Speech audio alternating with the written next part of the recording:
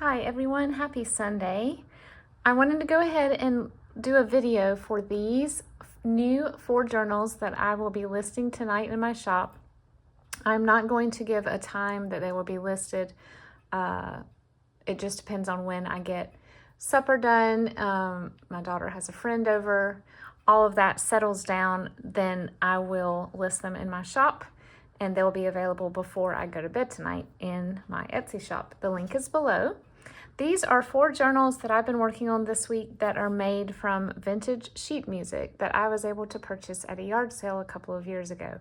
And I was kind of holding on to it, trying to figure out the best way to utilize it just because it's so gorgeous. And I mean, it's just classic, you know. So I watched several videos of, there are a few junk journalers who have done this.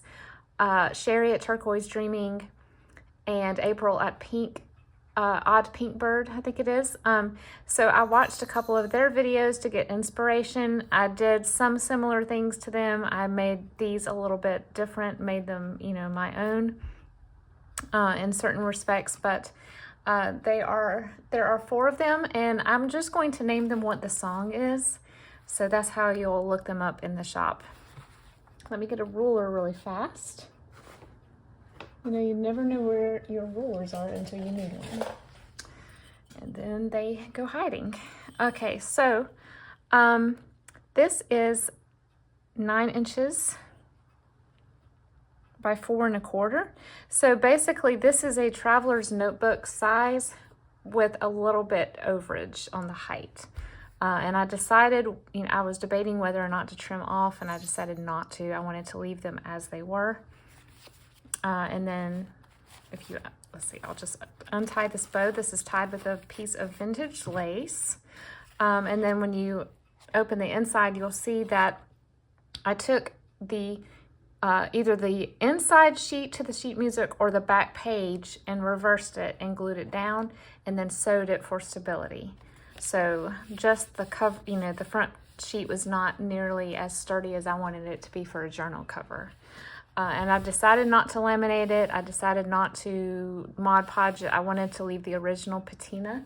On the pink one you'll see in a minute, I did have to add a little bit of clear tape to the 2 folds because when I creased it, the print started to buckle and sort of want to peel away. So to preserve that, I did put tape on that one, but the rest of them are just as is. So if you'll see here, you can see 2/3 of the original cover. This one will be called I Don't Want to Set the World on Fire. I will talk through this flip through, but the rest of them I'll just set to music. They're pretty much almost identical. They have the same types of things in them. I did not overly stuff them. I wanted them to be something that you could add your own items to. And obviously they're only one signature, so I didn't want to make it, you know, not closable. I will say this, I challenged myself with these journals to only use vintage items / items that I sourced from thrift shops, yard sales, estate sales, eBay, you know, the places we get our things. There are no digitals in here. So everything in here is sourced and or vintage. Okay, so each journal has, I believe, 20 or 21 pages. I kind of lost count. And so that would be, you know, double that for back and fronts. I decided not to put a pocket on the front cover because I didn't want to cover up the music. But if you purchase one of these journals, you are more than welcome to add one there. Here's a page from an architecture book. You have handwriting paper. The great thing about these up and down, you know, tall junk journals is most of the time you can put sheets and book pages upright, so you don't have to turn them sideways to make them fit. We have a little up-tucked corner pocket here, and then there's a piece of coffee sprayed parchment and then an embellished flashcard. This is another piece of sheet music, not from this one, just another book that I had. This is some Kool-Aid dyed paper, and then paper clipped here. All of the paper clips in these are paper clips that I have rusted myself. So that was a fun thing that I learned how to do recently. This is an envelope made out of sheet music, and I've just glued a little Dick and Jane or Child's Reader image to it.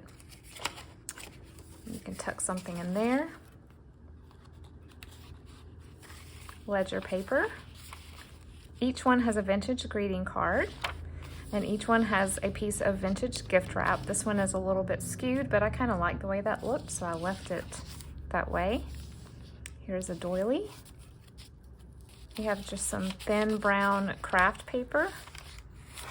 And then here we have a ticket and a vintage photograph. A lot of these photographs in these I received in Happy Mail from Mary at Plethora of Paper. So thank you, Mary. I'm excited that I finally found the perfect journals for these photographs. Here is a book about knitting and crocheting.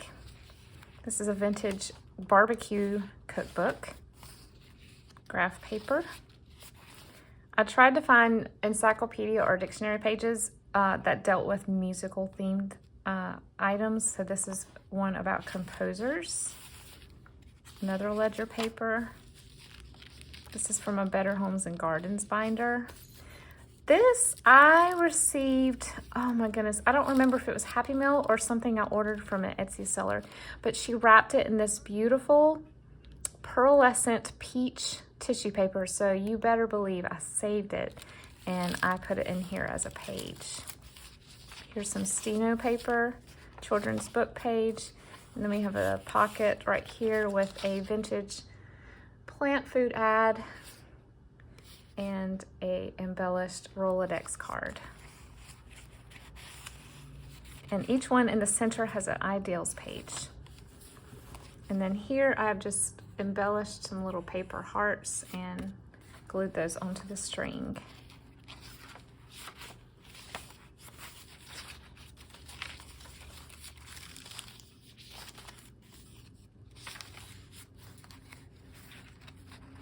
We have a paper clipped music flashcard here that I've embellished with a sewing pattern catalog lady.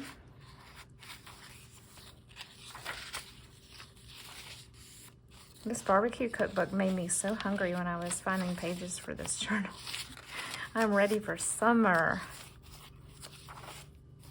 The other half of that greeting card, don't you love that font? I do. I'm so sorry. I think I've slid down a little bit.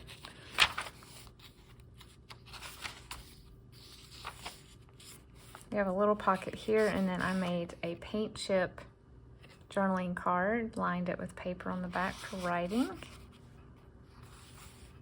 This is vintage wallpaper. I don't know that I said that before. And then paper clip to this last page, we have a vintage playing card and a recipe for a white cake. And the original owner put that little picture on the back.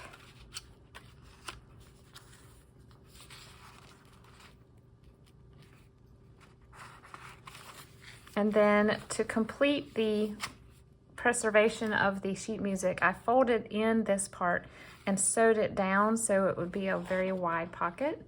And so each of the journals in the back has a very long scrap pad that I've sewn together. Just fun, miscellaneous pages that you can use for extra journaling space. And they're all backed with a strong